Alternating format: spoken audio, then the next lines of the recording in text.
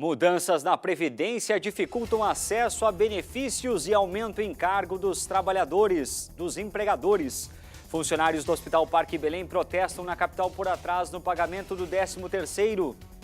Expectativa de prêmio recorde leva milhares às lotéricas para a aposta na Mega Sena da virada. Obra literária conta a história do Museu Júlio de Castilhos em Porto Alegre. Este é o Jornal da TVE, que já está no ar.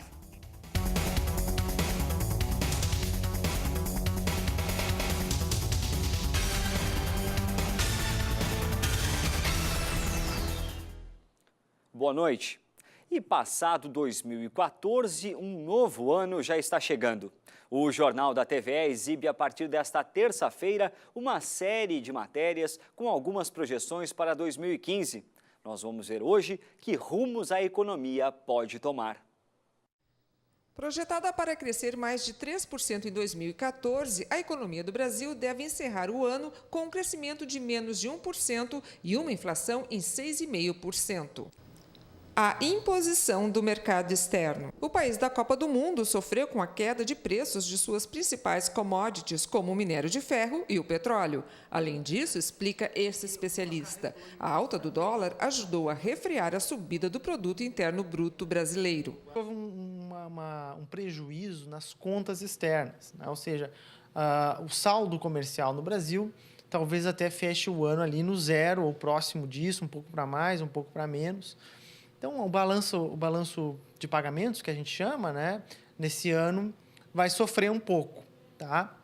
Por consequência disso, ou seja, já sofreu, na verdade, por consequência disso que a gente até teve essa escalada do dólar nos últimos meses. Não foi por uma questão de risco, algo assim, não. Foi uma questão que o saldo da balança comercial fechou negativo, o próximo disso, né, os produtos que a gente exporta caíram. Bom, aí tem que ajustar via câmbio e foi o que aconteceu naturalmente. O desapego da indústria brasileira.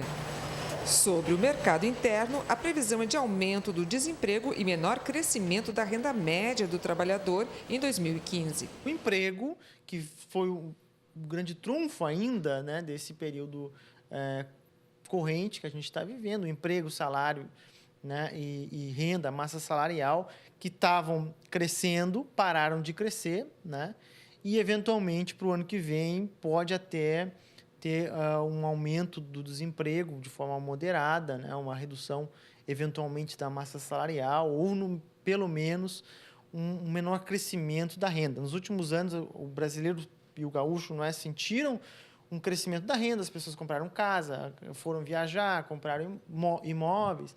Isso tende a moderar. Contenção de despesas.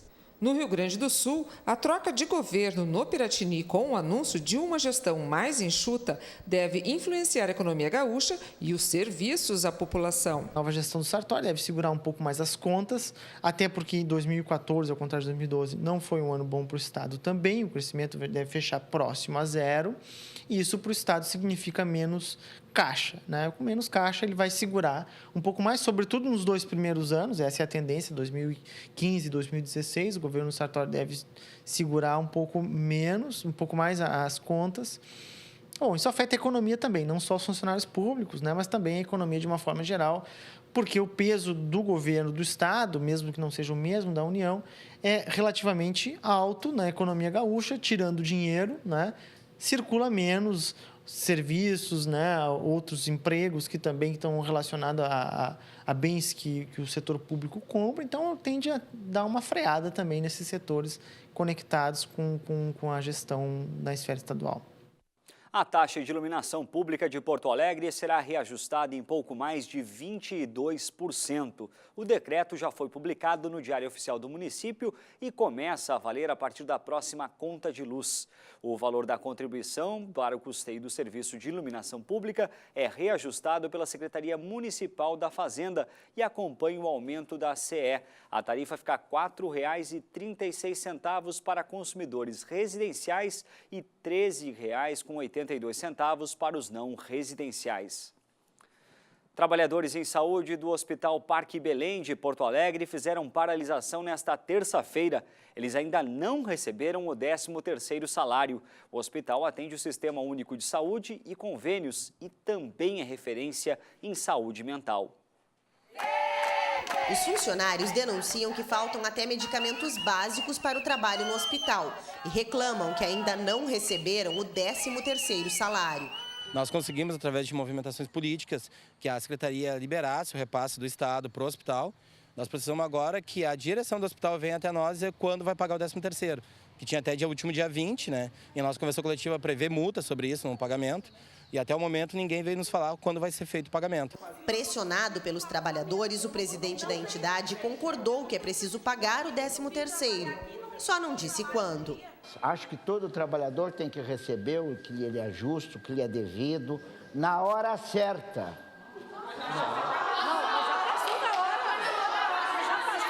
A direção do hospital diz que espera a liberação de R$ 580 mil da Secretaria Municipal de Saúde, mas já adianta que o valor não vai ser suficiente e que vai ser necessário escolher entre pagar o 13º ou o salário de janeiro dos funcionários.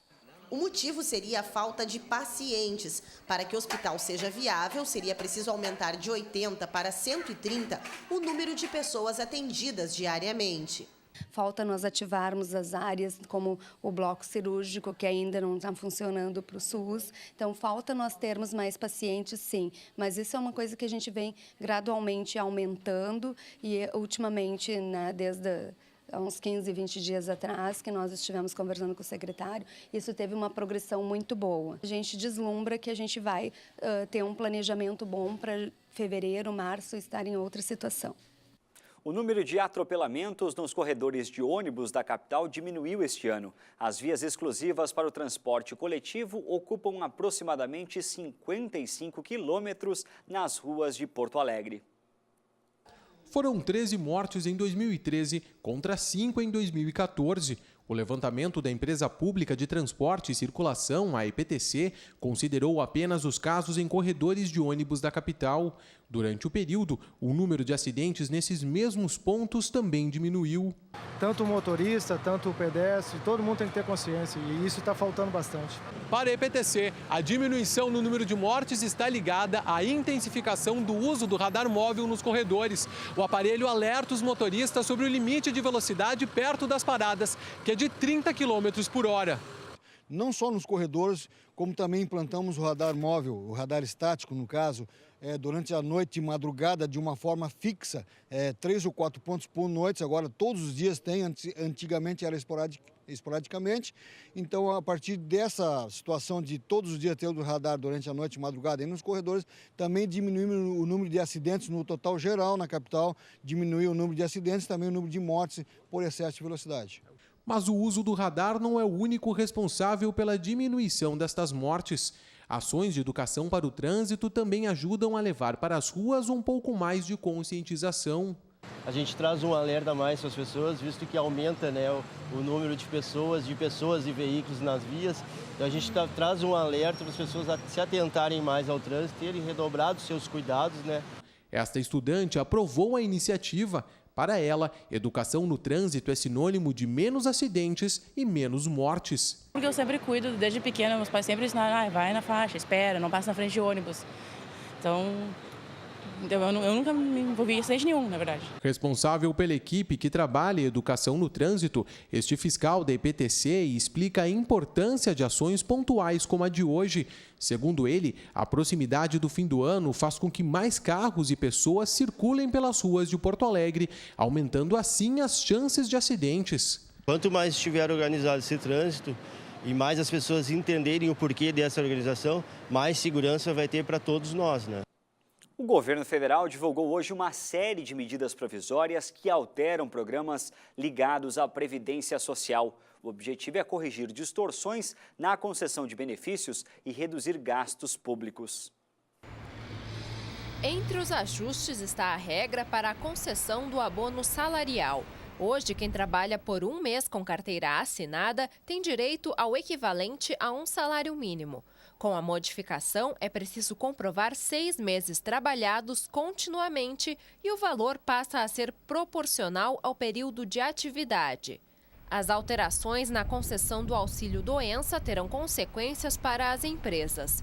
Hoje, os primeiros 15 dias de afastamento são pagos pelo empregador e o restante pelo INSS. Esse período vai passar para 30 dias. Será fixado um teto equivalente à média das últimas 12 contribuições. Entre as principais modificações está o seguro-desemprego. Será elevado de 6 para 18 meses o período de trabalho exigido para receber o benefício na primeira vez. Na segunda, será necessário comprovar 12 meses trabalhados e na terceira, 6 meses. O que mais agrava é o seguro-desemprego e a pensão. O seguro-desemprego, principalmente porque nós estamos vivendo num início de recessão econômica, e a tendência é que aumente a desocupação do mercado formal de trabalho e o acesso ao seguro-desemprego. Então, no momento em que você amplia a necessidade desta carência para a fruição do seguro-desemprego, torna ele bastante vulnerável de acesso pelo trabalhador. As regras para o recebimento da pensão por morte sofrerão grandes mudanças. Hoje, viúvos recebem o equivalente a 100% do salário-benefício. Com a modificação, o valor cai para 50%, com acréscimo de 10% por dependente, até chegar a 100%. Vem com uma mudança bastante profunda e, a princípio, a exigência de carência de 24 meses quebra o conceito previdenciário do risco social, ou seja, a morte passa a ser relativizada por estes 24 meses e, consequentemente, não é mais tratado como um benefício de proteção universalizada. Além disso, a duração será calculada a partir da expectativa de vida do beneficiário. Pessoas que tenham idade menor do que 44 anos terão escalonamento para fins de recebimento do benefício, variando de 3 a 12 anos a manutenção desse benefício, excepcionado aquelas pessoas com mais de 44 anos que teriam o benefício pago de forma vitalícia. Para a Dyson, as medidas propostas pelo governo são impopulares. No geral, as medidas são sim impopulares, porque elas vão, ao contrário do que se via no debate presidencial, de acessar mais os direitos sociais, de modificação do sistema. Inclusive, uma das fontes do debate era a modificação do próprio fator previdenciário, você trazer medidas que estão restringindo o acesso a benefício, limitando valores de renda e estabelecendo uma contrapartida, exigindo um benefício como da pensão, uma carência de 24 meses, é um total desalinhamento da lógica previdenciária e da proteção dos riscos sociais.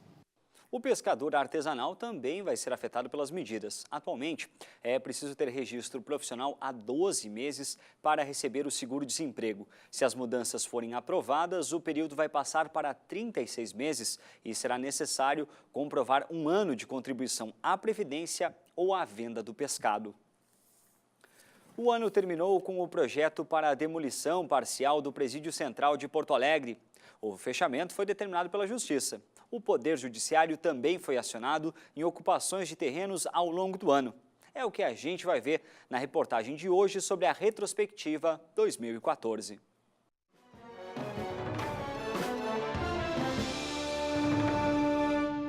A Frente Nacional pela Moradia teve forte atuação no Estado, porque muitos reivindicaram o direito à moradia garantido pela Constituição Federal.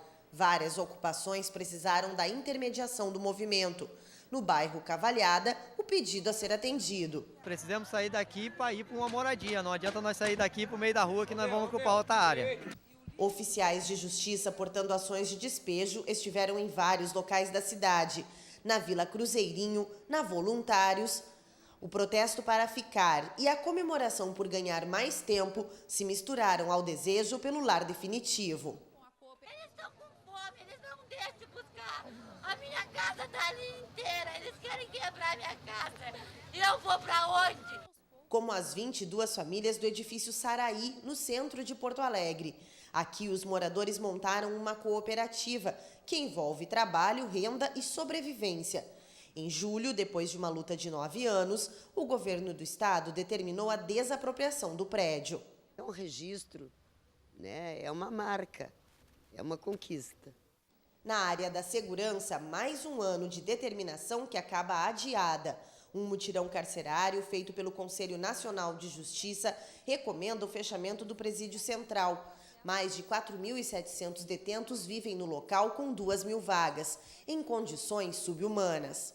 É muito difícil ver seres humanos vivendo no meio do esgoto, em natura. A demolição do pavilhão C é decretada pelo governo e inicia. É importantíssimo para começar a resolver os problemas de segurança pública de todo o Estado. Aqui não se debelava o crime. Aqui, na verdade, era a fonte de produção de mais criminalidade. Isso é importante as pessoas perceberem, porque esse investimento é essencial. A Mega Sena da Virada faz os gaúchos entrarem em filas em busca do sonho de se tornar um milionário em 2015. Você já pensou em ganhar na loteria e ficar milionário? Quem tem esse sonho nunca perde a esperança. Não é porque eu sempre faço, nunca tiro. Nunca tirei nada, mas dessa vez eu vou tirar. Tenho certeza. A possibilidade de ganhar cerca de 240 milhões de reais levou os gaúchos às lotéricas nesta terça-feira. Neste estabelecimento, o dia foi de filas. Sempre nessa reta final de ano, sempre há um estímulo maior para o apostador. Claro, são 240 milhões, quem não ambiciona? Normalmente, quando o prêmio está entre 50 e 60 milhões, sempre há uma procura. Mas em se tratando de 240 milhões, a procura é bem maior. O pessoal está... a esperança, né? A última chance do ano. E ainda dá tempo de tentar a sorte. As apostas podem ser feitas até às 2h da tarde desta quarta-feira.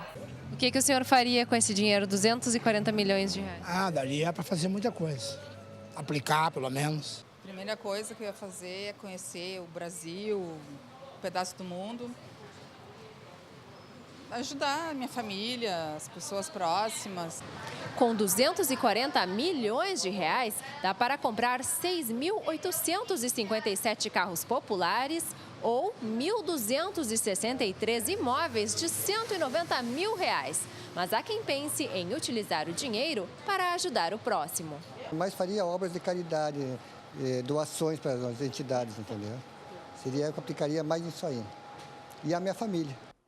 O feriadão de Ano Novo já começou para a maioria dos gaúchos. Quem ainda vai deixar a capital deve estar alerta para o movimento na saída da cidade. Já para quem vai permanecer em Porto Alegre, é bom ficar atento com os horários diferenciados do comércio e serviços. A previsão da Concepa é de que 50 mil veículos deixem a capital hoje pela Freeway e mais 65 mil no dia 31. Pela rodoviária, devem passar 70 mil pessoas entre terça e quarta-feira. Para quem vai ficar em Porto Alegre, os ônibus e táxis terão mudanças apenas no feriado, com redução de horários e aplicação da bandeira 2. Os supermercados devem atender nesta quarta-feira com horário especial de acordo com cada empresa. No dia 1º, não haverá expediente. O mercado público ficará aberto até às 5h da tarde de amanhã e também não funciona na quinta-feira. Os shoppings devem fechar entre 4 e 6 horas da tarde desta quarta-feira. No primeiro dia de 2015, o funcionamento é opcional. As agências dos Correios, Tudo Fácil e Cine, encerram o atendimento ao meio-dia de amanhã, retomando no dia 2. A instabilidade que deve tomar conta do estado a partir desta quarta-feira já chegou na fronteira oeste, onde temporais causam transtorno desde o início da manhã. A chuva intensa provocou alagamentos em Uruguaiana, Manuel Viana e São Francisco de Assis, que encaminharam decretos de situação de emergência à Defesa Civil. Em Uruguaiana, o acumulado é de mais de 100 milímetros em menos de 24 horas. Nas outras regiões, podem ser registrados raios, trovoadas e granizos em pontos isolados. Vamos conferir a previsão para a véspera do Ano Novo.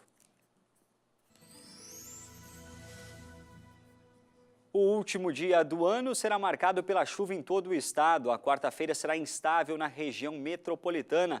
A chuva deve chegar com trovoadas pela tarde na capital. Em Porto Alegre, a máxima deve atingir os 33 graus. Já na Serra, as nuvens vão aumentar durante o dia, trazendo chuva até o final da tarde. Em Gramado, a mínima será de 19 graus. Na região oeste, a chuva será intensa, tendo possibilidades de raios durante o dia. Em São Borja, a máxima será de 29 graus. No centro do estado, haverá chuva pela tarde. Em Santa Maria, a mínima ficará nos 21 graus. No litoral sul, a chuva poderá vir a qualquer hora do dia. Em Rio Grande, a máxima não ultrapassará os 29 graus. E atenção, quem está indo para a praia, os 10 primeiros dias da Operação Golfinho registraram 90 salvamentos no litoral norte, uma média de 9 por dia. Só ontem foram 24. Os bombeiros atribuem o alto índice ao tempo bom e mar calmo. Torres foi a praia com maior número de casos. Em quase todo o litoral, a bandeira permaneceu amarela nesta terça-feira. A orientação dos salva-vidas é não deixar a água ultrapassar a cintura ao entrar no mar. O Museu Júlio de Castilhos, explicado para o grande público. Nos 60 anos do Instituto Rio Grandense do Livro, a obra que conta a história do museu foi lançada, com revelações sobre objetos que fascinam os visitantes. O livro traz um resumo dos 111 anos do museu, que foi moradia de Júlio de Castilhos e hoje é um dos mais tradicionais do estado. A arquivista Vanessa Souza organizou documentos e contou a história dos objetos, desde os mais conhecidos, como a lambreta e a bota do gigante, a outros menos visados. Tem momentos que são propositalmente, que ficam nas entrelinhas, para que o público, o leitor, ele vá além e busque mais pesquisas, busque saber um pouco mais sobre algum objeto que é referido no texto. No lançamento foram comemorados os 60 anos do Instituto Estadual do Livro, que está lançando obras não só em papel, mas também no formato digital, os e-books.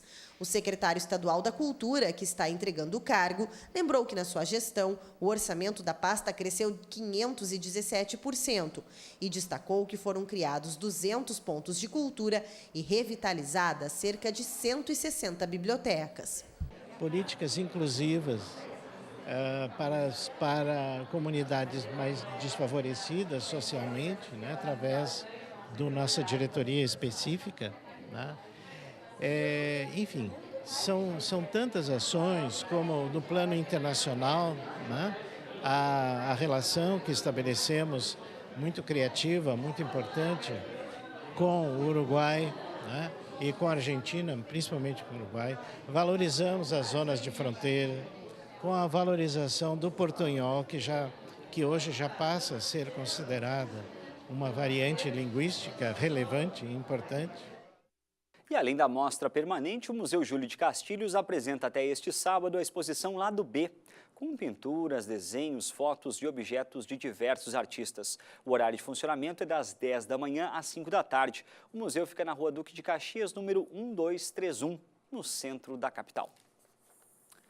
O Jornal da TVE termina aqui. Outras informações você acompanha nesta quarta-feira no Jornal da TVE, primeira edição, ao 12h30.